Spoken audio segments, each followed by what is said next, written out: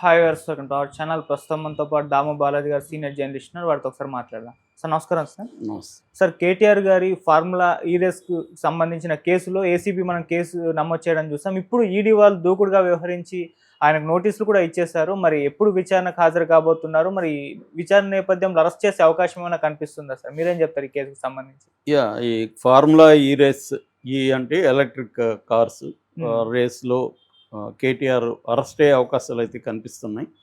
యాక్చువల్గా ఏసీబీనే ఆయన్ను అరెస్ట్ చేయాలని అనుకున్నది. అయితే ఆయన ఈ లోపల క్వాష్ పిటిషన్ వేశాడు హైకోర్టులో. అసలు ఈ కేసుకి నాకు సంబంధం లేదు, ఇది ప్రొసీజర్ ప్రకారమే జరిగింది అనేది ఆయన చెప్పింది.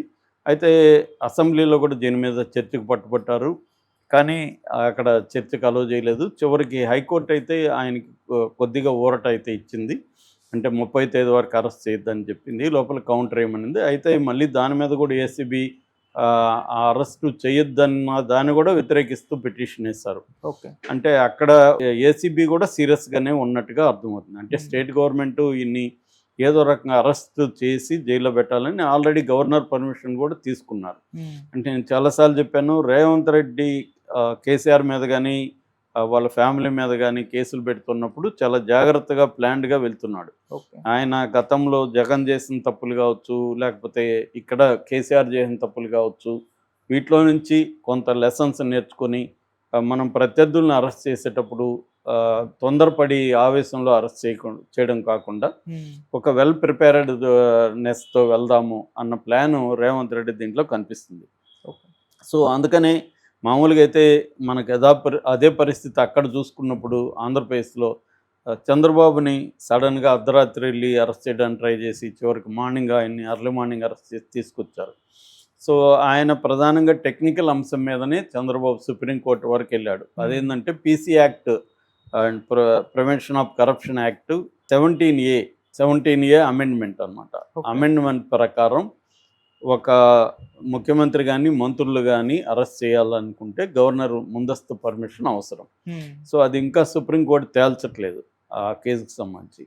కాకపోతే ఏంటంటే ఆ గ్రౌండ్ మీద వీళ్ళు మళ్ళీ కంటెస్ట్ చేసే అవకాశం ఉంది. అందుకని రేవంత్ రెడ్డి ఏం చేస్తాడంటే జాగ్రత్తగా, ఈయన మంత్రిగా ఉన్నప్పుడు జరిగింది కాబట్టి గవర్నర్ పర్మిషన్ అవసరం కాబట్టి గవర్నర్ పర్మిషన్ని ముందుగానే తీసుకున్నారు. గవర్నర్ కూడా దీన్ని లీగల్గా ఒపీనియన్ తీసుకొని లీగల్ అడ్వకేట్స్తో చర్చించి సో ఇవ్వచ్చు, దీంట్లో ప్రైమా ఫేసి ఎవిడెన్స్ ఉంది అనేది ఇచ్చేశారు ఆయన.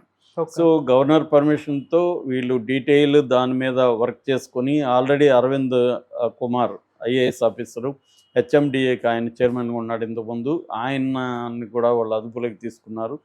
ఆయన నుంచి కూడా సమాచారం రాబట్టారు. ఆయనేమో నాకు కేటీఆర్ చెప్తేనే నేను సంతకం చేశాను అన్నాడు. కేటీఆర్ కూడా ఓపెన్ స్టేట్మెంట్ ఇచ్చాడు, ఆయన తప్పు లేదు నేను చేయమంటేనే సంతకం చేశాడు, దీంట్లో ఏ రకమైన అక్రమాలు జరగలేదు, మేము కండక్ట్ చేశాము, దానికి సంబంధించి ఇంటర్నేషనల్ కంపెనీ దానికి ఇచ్చాము, సో దాంట్లో తప్పు లేదని. ఇప్పుడు కూడా వీళ్ళు ఏం చెప్తున్నారు, కేటీఆర్ దానికి డబ్బులు ఇవ్వలేదు, ఈయనే తినేశాడు అనేది కాదు ఆరోపణ, ప్రొసీజరల్ ల్యాప్సెస్ జరిగాయి అనేది. ప్రొసీజర్ ఫాలో కాకుండా, ఎందుకంటే 55 కోట్లు అనేది హెచ్ఎండిఏ కింద ఇవ్వకూడదు, 10 కోట్లే దాని లిమిట్. అంతకంటే ఎక్కువ ఇవ్వాలంటే ప్రభుత్వ అనుమతి తీసుకోవాలి.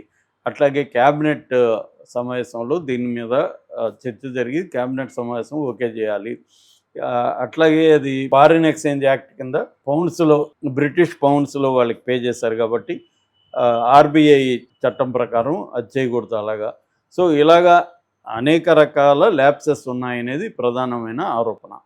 సో అందుకని దాంట్లో పీసీ యాక్ట్ కూడా కింద పెట్టారు. అట్లాగే అప్పట్లో నేరం జరిగింది కాబట్టి ఐపీసీ కింద 409 కింద పెట్టారు. అందులో 8 years పైన ఉంటే నోటీసులు ఇవ్వాల్సిన అవసరం లేదు, ఆయన డైరెక్ట్గా అరెస్ట్ చేయొచ్చు. సో ఇవన్నీ జాగ్రత్తగా రేవంత్ రెడ్డి ప్రభుత్వం పకడ్బందీగా ఆయన మీద పెట్టింది. దాంతోపాటు ఈడీకి కూడా రాసింది. ఆల్రెడీ మోడీ కూడా ఇక్కడ బీఆర్ఎస్ పార్టీని బలహీనపరచాలనేది మోడీకి కూడా ఉద్దేశం ఉంది. ఆల్రెడీ మనం చూసాము, కవితను ఢిల్లీ లిక్కర్ స్కామ్లో పెట్టి ఆమెకు 6 నెలలు బెయిల్ రాకుండా చూశారు. సో ఇప్పుడు రేవంత్ రెడ్డి బీజేపీ ఈ విషయంలో కుమ్మక్కైన అనే విమర్శలు కూడా వస్తున్నాయి. ఎందుకంటే ఇద్దరికీ కామన్ ఎనిమి బీఆర్ఎస్ కాబట్టి బీఆర్ఎస్ని బలహీనపరిస్తే అప్పుడు బీజేపీ వర్సెస్ కాంగ్రెస్ అన్న ఇది మాత్రమే ఉంటుంది. ఆల్రెడీ కవితను అరెస్ట్ చేసినా కూడా సింపతి రాలేదు ఇక్కడ. కాబట్టి ఇప్పుడు కేటీఆర్ని కూడా ఈ అవినీతి కేసులు అరెస్ట్ చేస్తే సింపతి రాదు.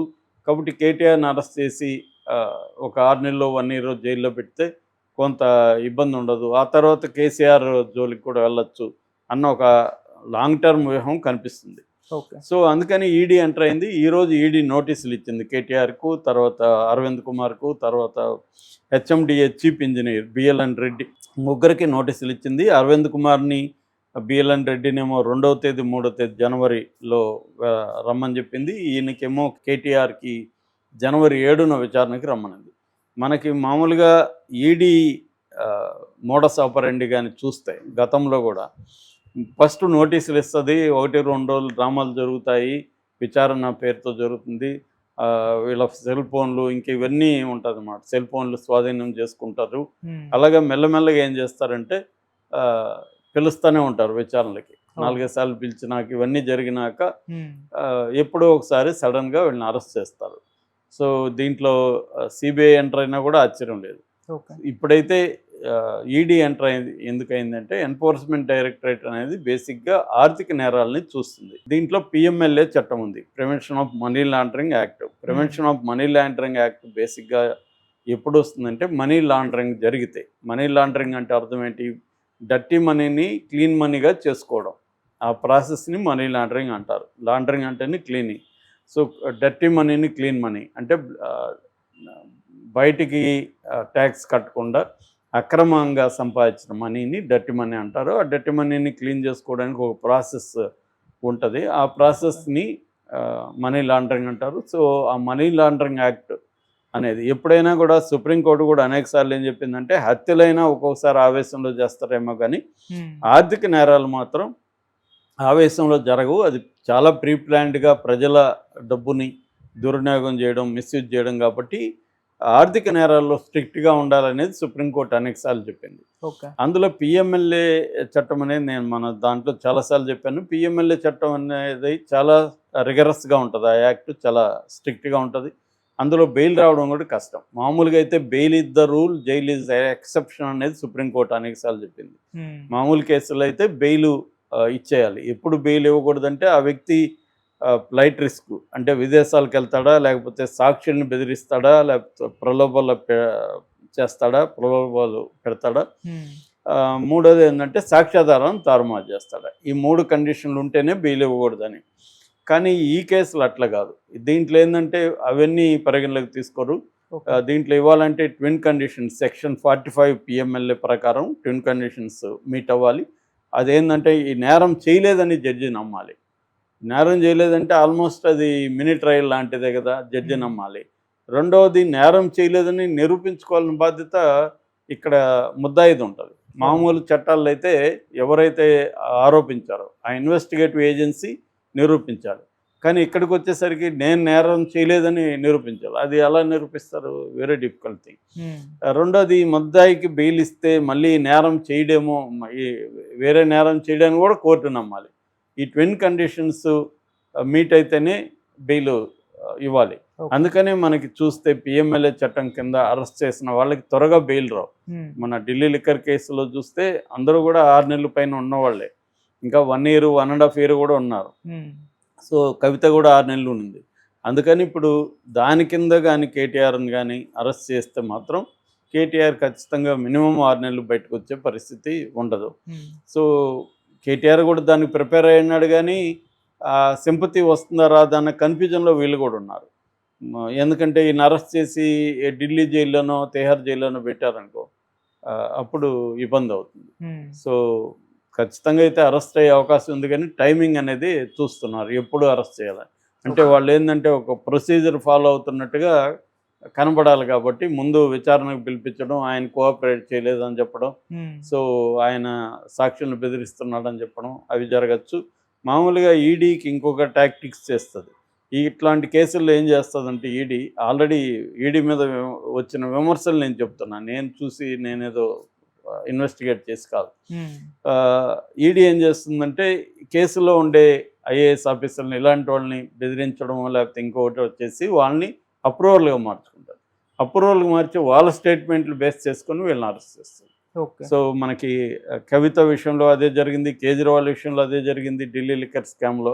అలాగా ఇప్పుడు ఆల్రెడీ బయట టాక్ వచ్చింది, అరవింద్ కుమార్ అప్రూవర్గా మారబోతున్నాడు.